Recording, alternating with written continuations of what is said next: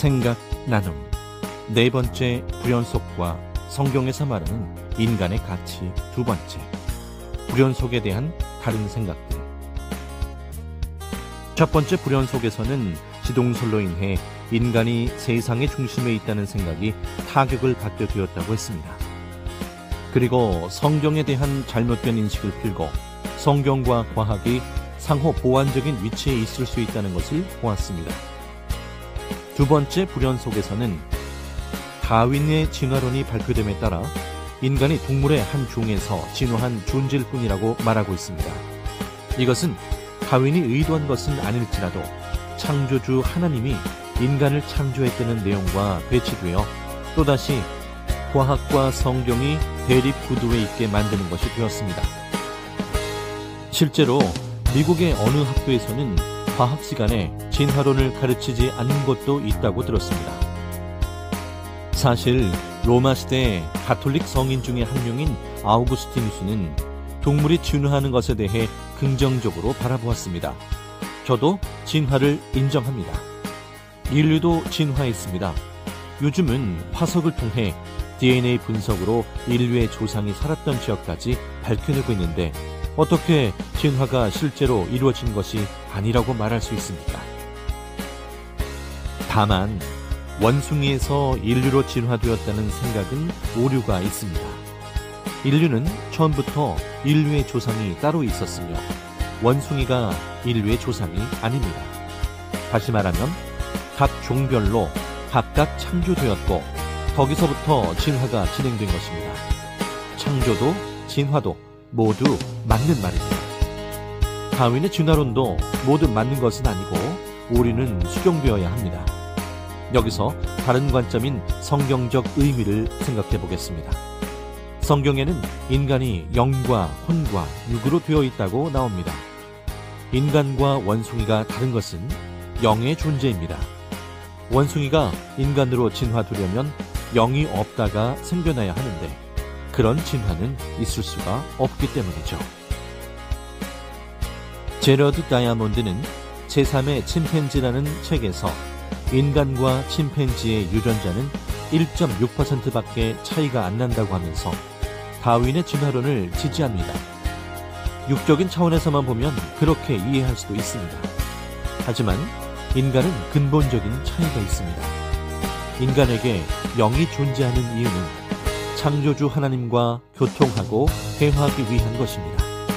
더 나아가서 각자의 육을 통해 자신의 영을 성장시켜 완성된 영이 영원히 하나님과 함께 사랑의 상대체로 살기 위한 것입니다. 세 번째 불연속은 무의식입니다. 프로이트가 첫 번째, 두 번째 불연속을 이야기한 것도 세 번째 불연속이라고 할 만한 자신의 업적을 언급하기 위한 것이었습니다. 무의식의 발견은 인간의 지위를 급격하게 떨어뜨릴 만한 혁명적인 발견이라는 뜻입니다. 프로이트에 따르면 인간은 논리적이고 이성적인 사고를 한다고 알고 있지만 실제로는 자신도 알 수 없는 무의식의 주관을 받고 있다고 말합니다. 마치 빙산이 물 위로 나온 부분이 의식이라면 바닷속 깊이 잠겨있는 대부분의 영역이 무의식이라고 하면서 의식적으로 스스로 판단하는 부분은 적은 영역이라고 주장합니다. 그런데 프로이트는 이런 생각들이 기쁘고 즐거웠을까요? 저는 이러한 무의식의 영역을 적극적으로 주관하고 활용할 수 있다는 것에 더 큰 기쁨을 느끼고 있습니다. 프로이트는 꿈은 무의식의 통로라고 말했습니다. 성경에서 인간은 영, 혼, 육으로 되어 있다고 앞에서 이야기했는데 혼은 꿈과 직접적으로 관련이 있습니다. 다시 말하면 혼과 무의식이 아주 밀접한 관계가 있습니다. 저에게 성경에 대한 인식을 바르게 잡아주신 저명한 분의 말씀을 인용해 보겠습니다. 현실에서 실천적인 삶으로 꿈의 내용을 바꿀 수 있고 꿈의 세계를 적극적으로 활용하는 방법이 있다고 하셨습니다. 꿈에서 본 내용을 토대로 현실에서 보완할 점을 고치고 완전하게 실천한 뒤에 다시 꿈을 꾸었을 때는 모든 것이 바로잡힌 상태였다는 것입니다. 또한 무의식에 주관받는 삶이 아닌 영이 제대로 존재할 수 있는 법칙, 또 살기 위해 노력함으로써 육신의 행실로 영을 성장시키는 삶을 보여주셨습니다. 무의식이 자신을 통제하도록 두는 것이 아니라 오히려 무의식을 활용하여 사물을 찾고 꿈의 세계를 이용하는 방법을 제시해 가르쳐 주셨습니다. 비현실적인 이야기 같아도 실제로 무의식을 활용해 수석을 찾아냈고 그 수석이 현실에 존재한다면 믿을 수밖에 없겠지요. 프로이트의 무의식은 자신의 의지와 상관없이 우리를 주관하는 것이어서 인간의 지위가 떨어졌다면 오히려 그 무의식을 활용하여 더 많은 일을 할 수 있는 차원에 오를 수 있는 것입니다. 네 번째 불연 속에서 매즐리 씨는 기계와 인간이 다를 것이 없다면서 또한 인간의 가치를 떨어뜨리고 있습니다. 이 내용은 성경에서 창조주 하나님이 창조주의 모양과 형상대로 인간을 창조하자고 하셨던 내용과 반대되는 것입니다. 인간이 만들어낸 기계 그리고 무생물들과 인간이 왜 같아야 할까요? 매즐리 씨는 차이점이 없다고 인정해야만 자연과 인간 사이에 불연속적인 부분이 없이 조화롭게 된다고 말합니다.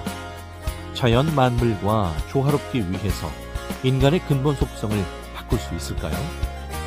인간의 창조 목적과 인공지능의 창조 목적은 완전히 다릅니다.